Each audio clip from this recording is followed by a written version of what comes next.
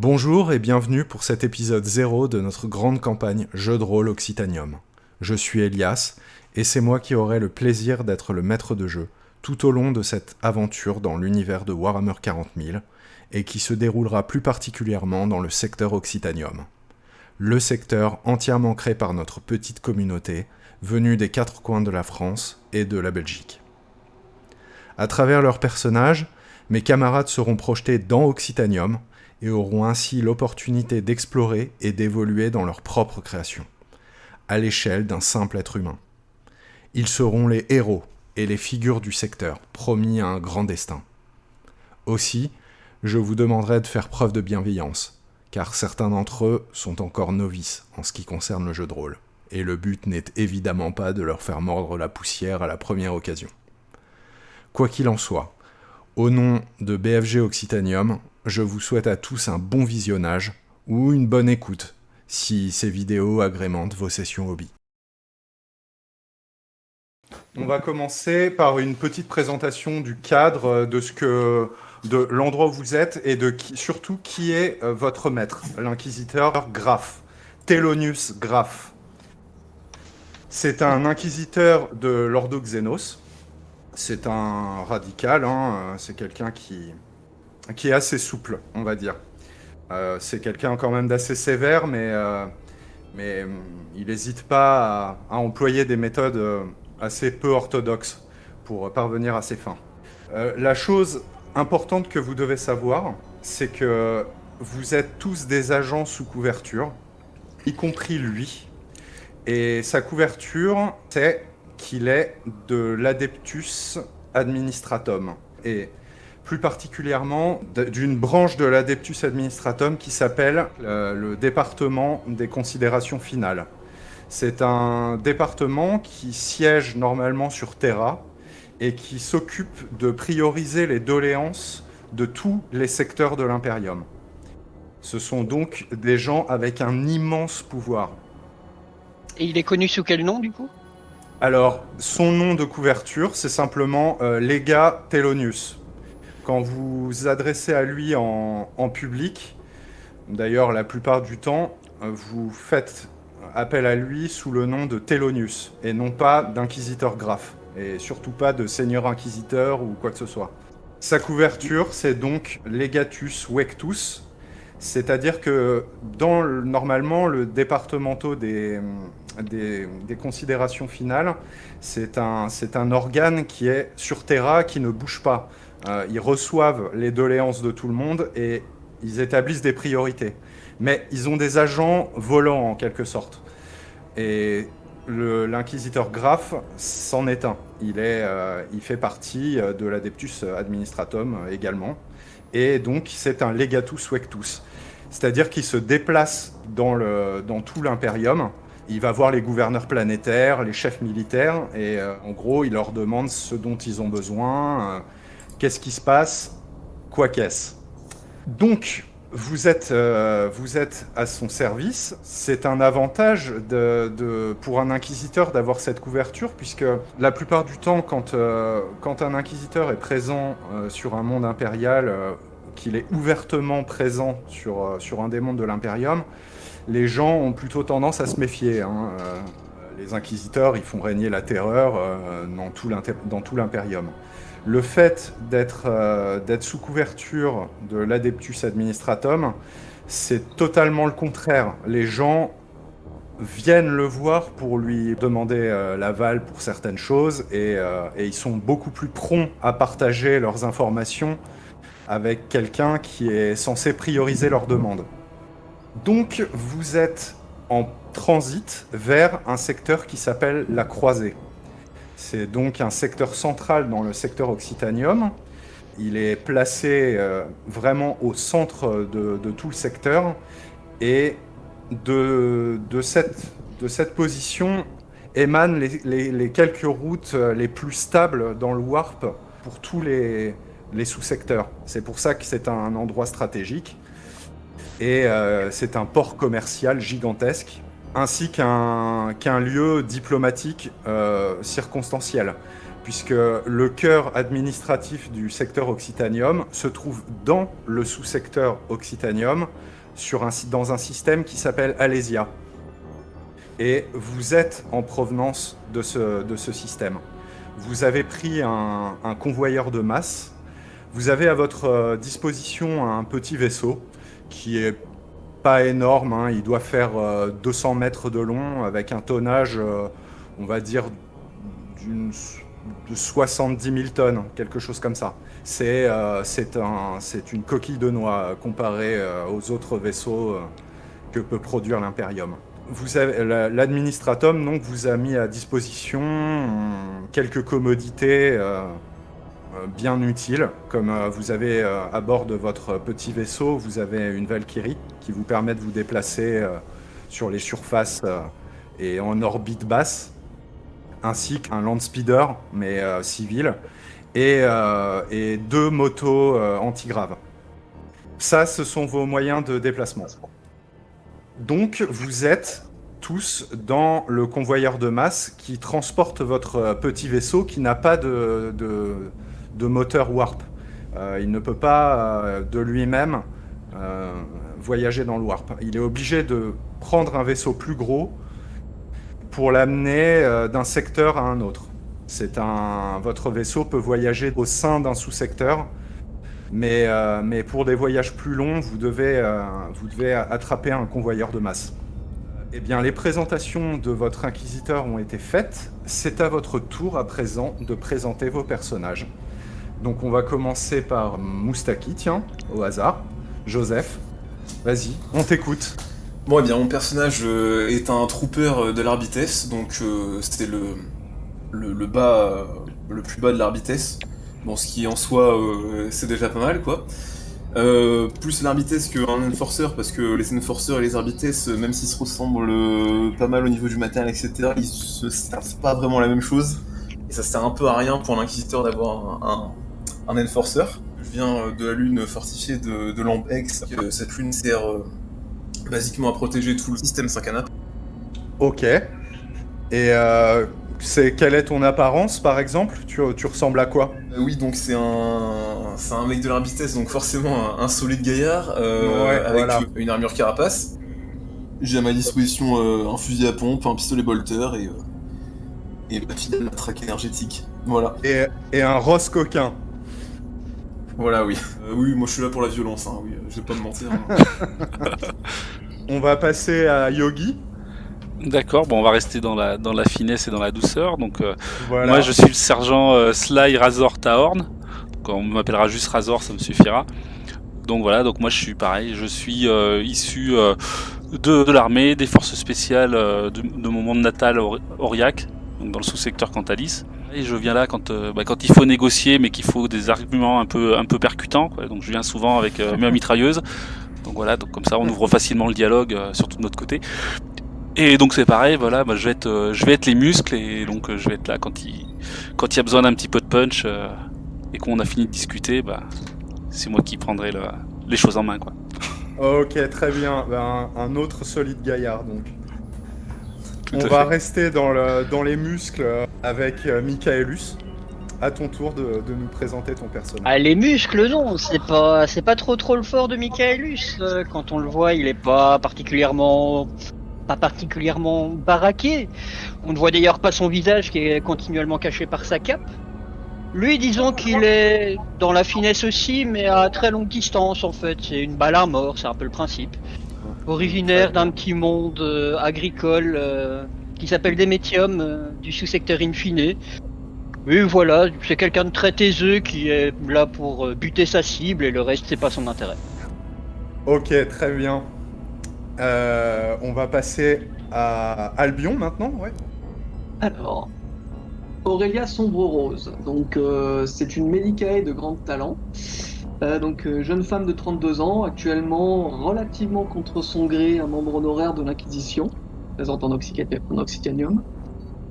Donc elle fait 1m50, elle a les cheveux blancs argentés et les yeux orange.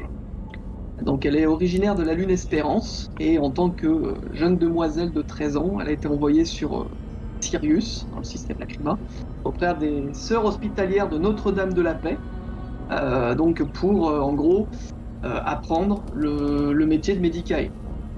Voilà. Donc quand elle Très finit son bien. apprentissage à 20 ans, elle s'engage en tant que mercenaire auprès de la fondation Medicae de Glenancarth. C'est assez important parce que du coup ça va créer des frictions certainement avec certains des joueurs. Donc voilà, elle y passera 11 ans de sa vie concrètement. Donc alors vite, hein, la fondation Glenancarth en gros c'est une fondation d'infirmiers, de médecins, de chirurgiens mercenaires qui sont envoyés aider pour les personnes sur les zones sinistrées directement. Les Medicae de Glenancarth sont déployés dans tout le secteur Occitanium quand il y en a besoin. C'est des médecins de très prisés. Voilà, disons qu'ils rapportent généralement pas mal d'argent à la fondation d'ailleurs. Pendant cette période-là, donc elle s'est liée d'amour avec un jeune garde impérial qui a fini en steak tartare en fait dans un Space Hulk sur lequel ils ont été envoyés. Donc ça l'a particulièrement traumatisée. Suite à ça, elle a été envoyée sur Écarlate pour venir sauver des patrouilles combattant des pirates. En fait, elle s'est rendu compte plus tard que c'était des pirates Eldar noirs. Autant dire qu'elle a vécu là aussi des choses assez traumatisantes. Donc elle a été témoin d'ailleurs d'un génocide à un moment donné, perpétré contre des réfugiés par des forces qui envahissaient le système des portes de la mort. Voilà, donc du coup toutes ces expériences ont forgé son caractère et sa personnalité. C'est devenu une Medicae de grand talent, entièrement dévouée à autrui, et son bagage a été hérité de l'Inquisition sur elle. Bon, elle a été recrutée plus ou moins contre son gré, car en gros elle est tellement traumatisée par tout ce qu'elle a vécu que quand l'inquisiteur est venu réquisitionner ses talents, elle a su que ça allait être encore pire que tout ce qu'elle avait vécu jusqu'à maintenant. Sans doute. Et, étant donné que c'était son devoir, du coup, elle a accepté. Voilà. Très bien. Donc, voilà. Donc si vous voulez, elle est angoissée, elle est terrifiée, elle est sensible, parce que la galaxie lui a bien chié sur la tronche jusqu'à maintenant. Mais en fait, pour braver tout ça, elle se réfugie dans son travail et dans sa foi envers l'empereur. Parfait. Eh ben, c'est à Victor maintenant. Alors, moi je joue Envuscor. Envuscor, c'est un garde de caravane de Célic et qui a été particulièrement marqué par cette planète. Et du coup, pour survivre, c'est devenu un peu un marouflard qui aime jouer des mots pour arnaquer les gens. C'est un tireur de cuivre. Enfin, c'est vraiment quelqu'un qui profite de la moindre occasion pour se faire de l'argent. Mais ça reste quand même quelqu'un d'intègre, c'est-à-dire il tue pas n'importe qui, n'importe comment, il a des limites. C'est un ruchier qui a mal tourné, on va dire. Il a quelques compétences à distance. Il a un bon odorat, une bonne intuition. Et physiquement, c'est quelqu'un d'assez grand. Il a une gueule tout à fait banale. Il porte un chapeau, ce qui le démarque un peu de la foule en général, mais sinon, voilà. Assez banal au demeurant. Mais bon, on se rend plus de ses qualités, on rend compte plus de ses qualités quand il ouvre la bouche. D'ailleurs, Ouais. c'est plutôt que quand il fait autre chose. Oui, c'est ça, t'es plus comme on dit, un homme gris en quelque sorte. Tu détonnes pas au milieu d'une foule ou quoi que ce soit, t'es quelqu'un de plutôt discret. Hein. Non, effectivement, Envuscor ne fait pas des attentats suicides, donc il ne détonne pas dans la foule. D'accord, très bien. Eh bien, je vais vous présenter le personnage de Dango. Et puis pour Gern, ça viendra un petit peu plus tard. Vous verrez pourquoi. Donc le personnage de Dango s'appelle Courvat Duroc. Et c'est un agent en apparence de l'Adeptus Administratum. Mais c'est en fait un spécialiste en renseignement. Donc on appelle ça communément un espion. Il est aguerri dans toutes les formes de piratage et ce genre de choses, et spécialiste dans la compilation d'informations importantes. C'est un personnage assez discret, il a des prothèses. Il pourrait presque ressembler à un serviteur calligraphe. Sa silhouette est très fine, il est tout le temps engoncé dans une robe de bure de couleur cramoisie. Et en général, il a des appendices artificiels liés à l'écriture et ce genre de choses. Mais il est capable de pouvoir les remplacer par on va dire, des outils beaucoup plus létaux, si le besoin s'en fait sentir. Il a un certain âge, mais étrangement, son apparence physique ne reflète pas sa forme physique. Il est capable de quelques prouesses physiques, bien que ce soit avant tout un intellectuel lui aussi. Tu peux te présenter tout de suite, Ben. Alors moi je suis César Alarcombe, je suis un jeune Jokero de la race des mandrills, donc c'est une sous-espèce des Jokero qui est quand même assez rare, déjà que les Jokero ça court pas les rues. Pour l'instant on sait juste que j'ai été offert à l'inquisiteur par un autre inquisiteur en guise d'animal de compagnie et de conseiller technologique, parce que tout le monde sait que même si pas grand monde n'a connu en vrai de Jokero, tout le monde sait que ça existe et tout le monde connaît les compétences des Jokero dans tout ce qui est technologique. J'ai été offert il y a quelques années, je suis pas très très vieux, on estime mon âge à peu près à 7 ans de par les études un petit peu médicales, etc. qui ont été faites sur moi, mais bon, comme c'est encore une fois une espèce qui est loin d'être maîtrisée par l'Imperium, voilà, il n'y a rien de complètement sûr et de complètement effectif. De ce qu'est mon apparence, si je me mets debout, je fais en gros la taille d'un homme à peu près, en gros 1m70, vraiment si je me mets debout.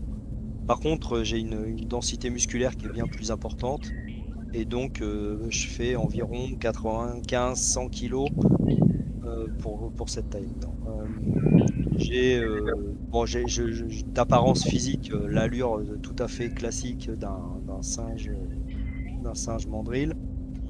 À cela près que je porte quand même comme je fais partie du coup de la suite de l'inquisiteur, j'ai quand même un gilet pare-balles, une cape de caméléonine et un casque un casque carapace pour me protéger, qui lui-même est équipé d'une aide à la visée, enfin d'un espèce d'aide optique, qui fait pas que aide à la visée d'ailleurs, un espèce d'aide optique qui m'envoie en permanence tout un tas de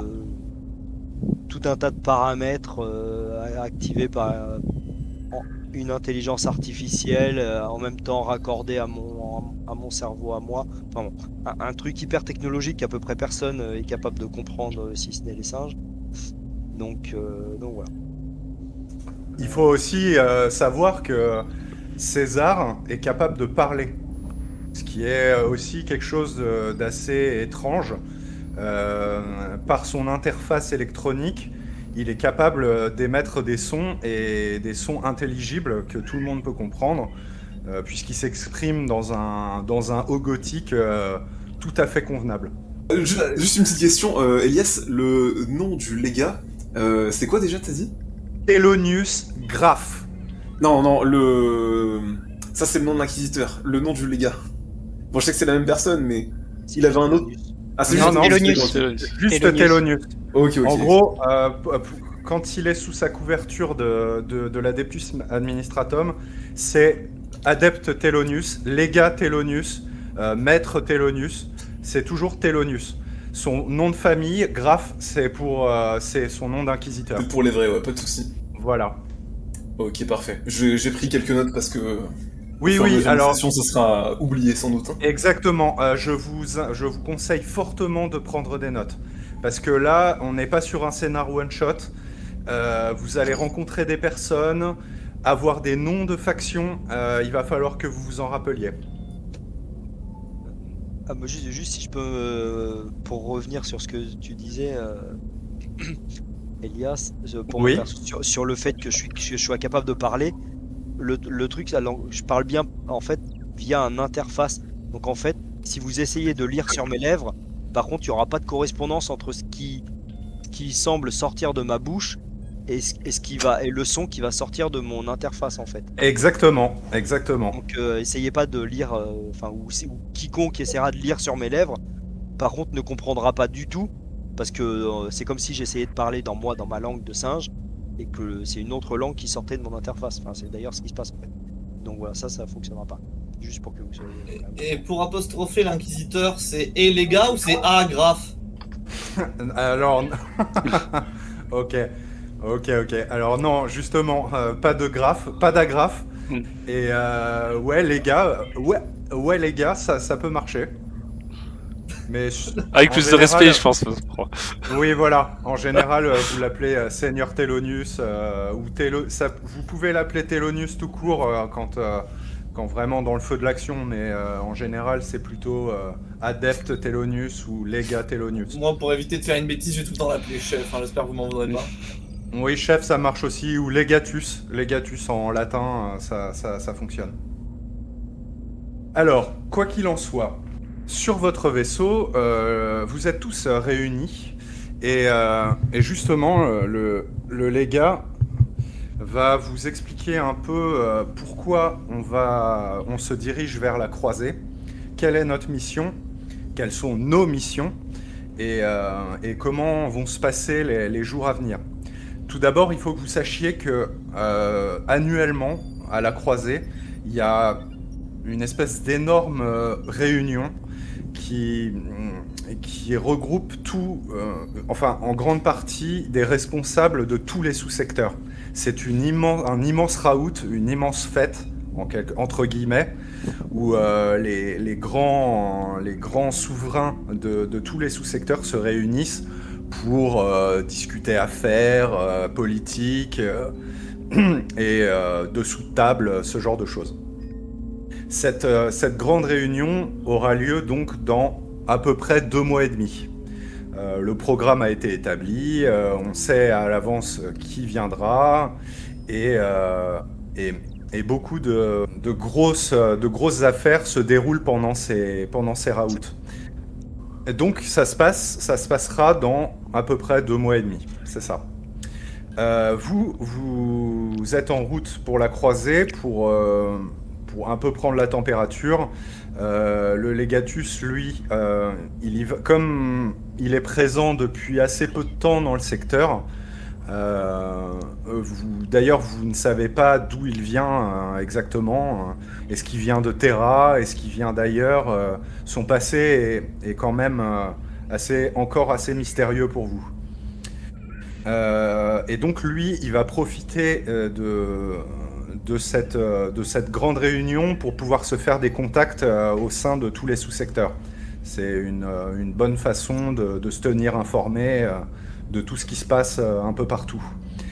Mais c'est pas tout.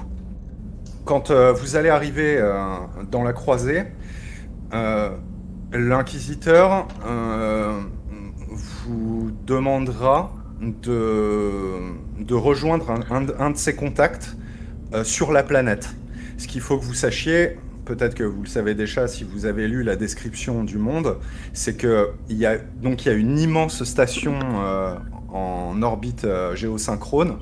Elle est vraiment gigantesque. Elle fait plusieurs kilomètres de diamètre, et il y a toutes les commodités pour amarrer des dizaines de vaisseaux cargo gigantesques, vaisseaux militaires même s'il faut. Et à l'intérieur de la station, il y a tout ce qu'il faut pour le business.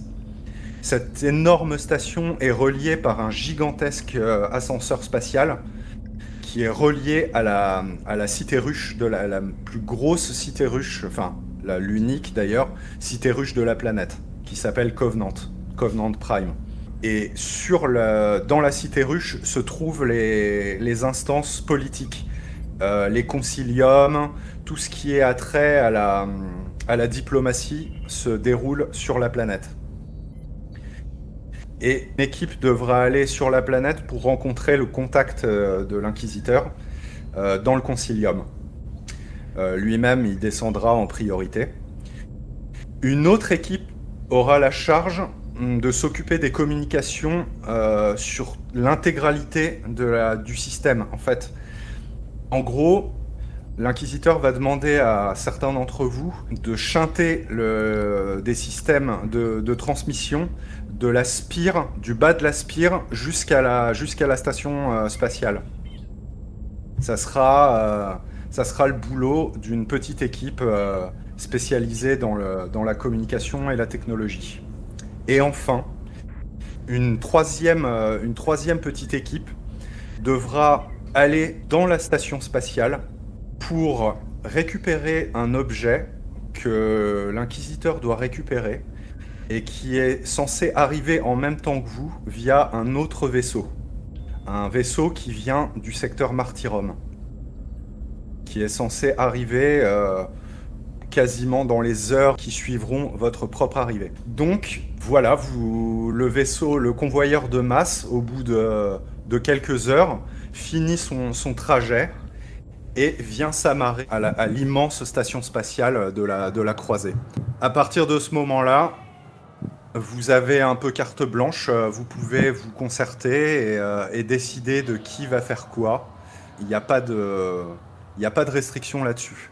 Simplement, l'inquisiteur, lui, va partir au palais du gouverneur pour s'entretenir avec lui, pour se présenter et prendre premier contact avec les gens de la planète. Vous avez carte blanche, messieurs, sachant que vous avez à votre disposition toutes les commodités pour pouvoir vous déplacer sans restriction de la surface à la station, sans problème. Bon, bah bien compris, merci. Du coup, moi je propose déjà qu'il y ait un homme d'armes, entre guillemets, dans chaque équipe. Hein, parce Ça me semble que. évident. Voilà, on n'est jamais trop prudent par ici. Peut-être. Je sais pas quelle est la plus grosse priorité. Est-ce que protéger le légat enfin l'inquisiteur sous couverture. C'est forcément la priorité. L'objet. J'aurais plutôt dit miser plus niveau bourrin sur la récupération de l'artefact. Et c'est là où ça risque de chauffer le plus. Là où avec l'inquisiteur, il faudrait plus avoir une personne armée, ça c'est évident, mais avoir plus des manipulateurs, tu vois, des gens qui sont bons pour la tchatch. Parce qu'après, honnêtement, je pense que l'inquisiteur peut très bien se défendre tout seul. Hein, donc... Et tu vas par exemple m'envoyer moi avec l'inquisiteur, on va me poser une question, je vais regarder le mec en train de baver, je vais pas être crédible dans la suite de. Après, c'est l'inquisiteur qui quelqu'un a de parlé. l'administratum, tu vois, donc. C'est Oui, l'inquisiteur alors- qui a parlé, il faut Ouais, juste oui. un garde du corps en fait. Moi, je Sachez trouve que déjà, Courvat, lui, partira avec l'inquisiteur. Bon, voilà. Courvat, donc, c'est l'espion. Ah, non, L'espion mais du ça, groupe. Il est nul Il va question partir de cerveau là pour le coup. Non, mais c'est très bien comme ça. Si moi j'ai une question, le colis qu'on doit récupérer en provenance de Martyrum, il nous est destiné ou il va falloir qu'on s'en empare Eh ben, Par tous les moyens. Normalement, l'inquisiteur devait rentrer en contact avec la personne. La personne devait lui apporter cet artefact. En gros, l'inquisiteur devait acheter à ce contact l'artefact qui vient de Martyrum. Bon, D'accord, donc moi, c'est... les gars, je vais vous proposer quelque chose. Mais avant ça, j'ai juste une question. Est-ce qu'on a aucune l'inquisiteur ne veut pas nous dire ce que c'est l'objet? Non, vous savez pas, ouais. D'accord. Mais Mais ça regarde, donc, j'ai envie de dire. du coup, c'est quelque chose d'extrêmement important. Il faut qu'on le récupère à tout prix en fait. Bah, en fait, oui, c'est un objet d'une très grande valeur. En tout cas, l'inquisiteur, lui, a mis beaucoup de sous Bon. pour le récupérer. Ce que vous savez, c'est que c'est lui qui a plus ou moins financé l'expédition pour récupérer cet objet. D'accord. Justement, ça répond à ma question. pour la récupération, moi ce que j'avais proposé, c'est que j'y aille avec Razor et notamment, si possible, attends, j'essaye de retrouver le nom, avec Kirtov en fait. Comme ça, on envoie Kirtov et Razor tous les deux devant. Kirtov Comment discute, ça, si devant jamais pour discuter. On va pas commencer Ouais. directement à sortir les guns. Si ça merde, il y a Razor qui est là et moi je suis en backup avec mon sniper. Comme Non. vous voulez. Écoutez, Quelle taille il fait pour récupérer l'objet, à mon avis, ça va pas forcément tout à fait se passer comme on veut.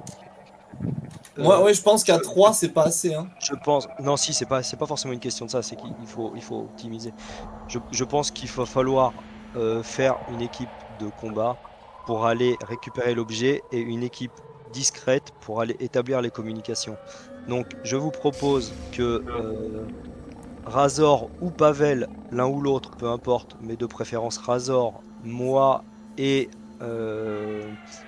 j'ai oublié Aurélia à Lyon, essayer de récupérer l'objet et pour établir les communications, les autres. Pourquoi? Parce que je pense que Pavel, pour rétablir les communications, il n'y a pas grand monde qui va venir trop l'embêter en bas de la spire. Notre bon Anvus, il saura se fondre dans la masse et il saura très bien faire les carabistouilles qu'il faut pour approcher le lieu. Et enfin, Michaelus, il pourra couvrir tout le monde d'un peu plus loin. Ouais, mais justement, le problème, c'est que ça va principalement être des espaces confinés, des couloirs, etc. C'est pas là où je serai le plus efficace. Je me fais aucun souci pour toi. Là Alors, où justement, dans le cadre de la récupération de l'artefact, ça va quand même être dans un spatioport. C'est un espace qui est grand, qui est large, où il y a des étages. Sincèrement, je pense qu'avec mon sniper, je serais beaucoup plus Si c'est sur les efficace. coursives, ça dépend si c'est pas dans les coursives et dans. On va pas rester à Oui, l'extérieur. très ça, on n'en longtemps. sait rien. Hein. On va pas rester à Alors, l'extérieur très longtemps. Petite information qui pourrait vous être utile. Euh, Regardez vos compétences de pilotage aussi. Ça peut être important pour les choses que vous avez à faire. Qui sait piloter, qui sait conduire des véhicules, réfléchissez à ça. Alors, petite précision justement par rapport à ça, conduite de véhicules antigraves, on est d'accord, ça n'inclut pas la Valkyrie. Non, le Voilà. seul qui est capable de piloter la Valkyrie, c'est Razor. Tout à fait. Et c'est dans le cadre de quelle des missions qu'il y aurait besoin de la Valkyrie? Question. Aucune. Bon, on l'a question pas déjà au pour hasard. l'instant. Alors là, vous en avez pas immédiatement besoin, sauf si vous voulez descendre sur la surface de la planète, sachant que vous pouvez tout à fait emprunter le monorail qui est à l'intérieur de l'ascenseur spatial. Et ça, s'il faut, moi je sais piloter un véhicule, ça c'est pas un souci. Pareil. Toi, Je suis exactement. pas le plus efficace, mais Michaelus, tu sais piloter le land speeder, par exemple, ou les oui, motos. mais bon, voilà, de manière basique, quoi. Tu vas me demander dans une course poursuite, là c'est un autre problème.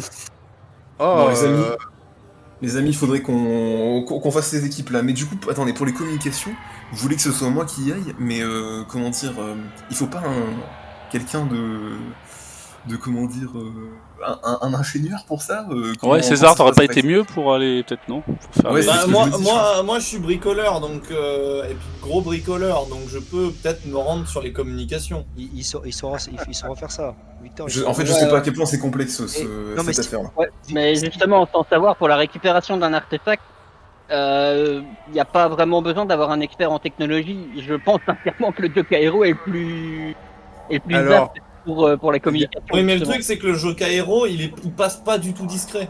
Enfin, c'est Si, absolument pas discret, un Joker aussi. il peut. Si, Alors, justement, moi je suis un expert de l'infiltration. c'est ça. Mon sac à Et dos. il a la cape de caméléoline aussi. Hein. Il a une cape et en plus, je sais pas si vous avez vu sur l'illustration, il a une espèce de respirateur en forme de crâne, enfin de bas Oui, de crâne.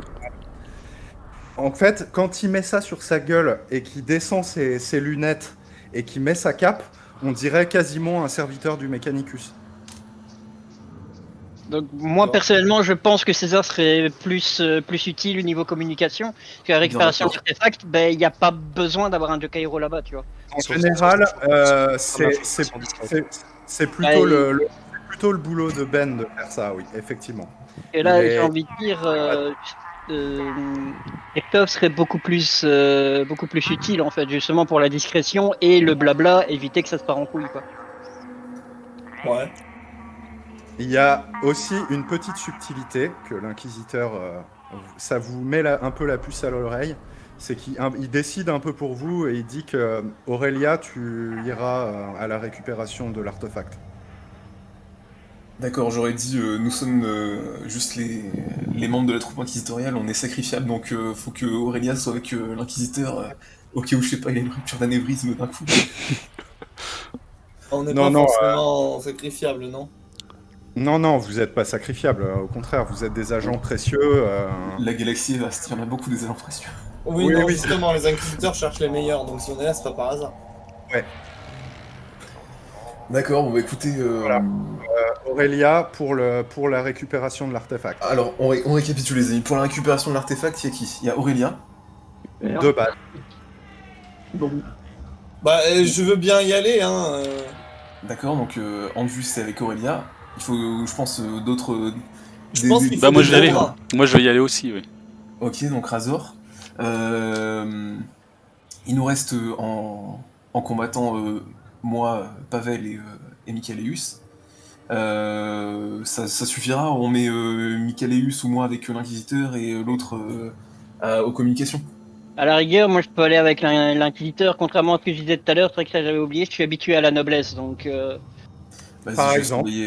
surveiller la pose de Mais- la... habitué à la noblesse, leur tirer une balle dans la tête, on appelle ça pas ça être habitué à la noblesse en fait. Bah, après si tu veux y aller, moi Les enfants, je vais calme. dans l'autre groupe. Hein.